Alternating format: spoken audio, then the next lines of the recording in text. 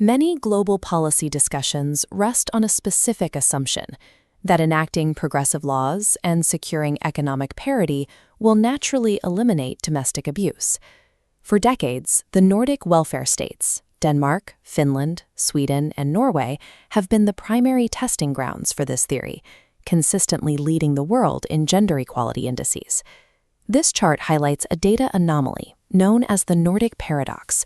Despite ranking at the top for gender parity, these nations report a prevalence of physical and sexual violence against women ranging from 46% to 52%. Backlash theory suggests that as a society approaches parity, some men perceive the loss of the traditional patriarchal dividend, the structural, social, and economic benefits they once held, as a threat. In these instances, violence becomes a reactionary tool used to reestablish dominance over women who are now their social equals. The persistence of violence in these egalitarian states points to an underlying architecture that exists independently of the legal code. It suggests we are dealing with a system of power that operates through deeper psychological and cultural channels. To understand why these behaviors survive modern legislation, we have to excavate the historical blueprints that built the societal scaffolding in the first place. The intellectual foundation of Western patriarchal thought was codified in antiquity. Aristotle explicitly categorized the female form as a biological deviation from the intended male form, describing it as a mistake of nature. This was a teleological justification for domestic rule. Aristotle argued that while women possessed the ability to reason, that reason lacked authority. This philosophy placed women in a rigid hierarchy between children and slaves, asserting they were designed by nature to be ruled by men. Historian Gerda Lerner argued that patriarchy is a historical creation rather than a biological reality. Her research shows it evolved concurrently with the development of private property, where a woman's status was dictated by her reproductive utility to men. Because men exclusively controlled the ordering, recording, and interpretation of the past, women were systematically excluded from the process of history-making. The historical record was written by the victors. This allowed the marginalization of women to appear as an inevitable biological destiny, masking its origins as a meticulously constructed economic and social system.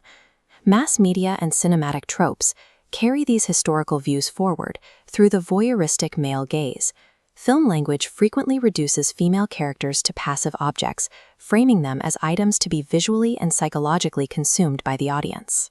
This process is defined by two specific dimensions of objectification: inertness, which expects the subject to be entirely passive, and violability, the implicit belief that the subject's bodily boundaries can be broken or penetrated for the utility of others.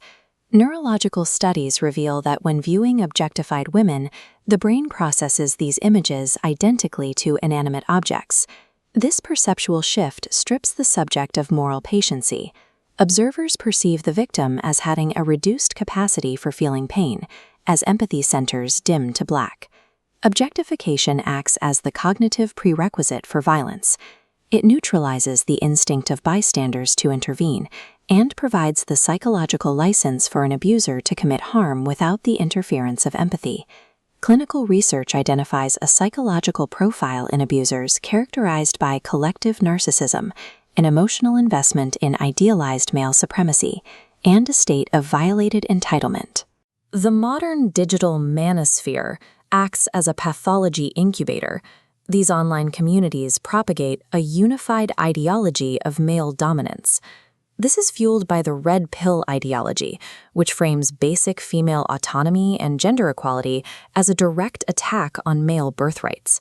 It encourages men to view women as commodities within a competitive sexual marketplace. Algorithms accelerate this spread by pumping radicalized misogyny directly into the feeds of young men, framing violence as a legitimate response to female independence. These communities function as active radicalization engines. They reframe violent assault as a justified corrective mechanism designed to restore what they believe is the natural order of male dominance. Policing domestic and family violence is fraught with systemic challenges, including officer burnout and a focus on visible physical injuries. In many jurisdictions, victims face a criminal justice system that appears unsympathetic or ill-equipped to handle the nuances of psychological abuse. Singapore has attempted to address these hurdles through a highly regulated, victim-centric legal framework. The legal architecture was updated to provide robust civil and criminal remedies. In 2019, Singapore comprehensively amended its penal code and fully criminalized marital rape, removing spousal immunities that were once part of the legal code. The Singapore police force uses specialized officers to conduct interviews in private, supportive environments. This investigative protocol is designed to prevent secondary trauma, starting from the core tenet that sexual crime is never the fault of the victim. While these legal and procedural upgrades are vital for survivor support, they are limited by the culture they operate within. If societal stigmas prevent initial reporting, even a victim-centric legal architecture can only process a fraction of the actual violence.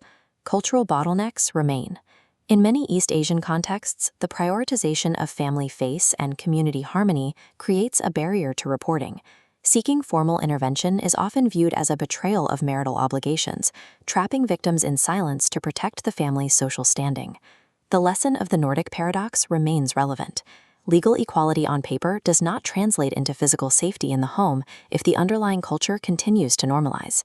Eradication involves dismantling the architecture of misogyny by rejecting media objectification, deplatforming radicalizing networks, and recognizing women's autonomous humanity. If this video helped you see the invisible architecture shaping our world, please subscribe to the channel.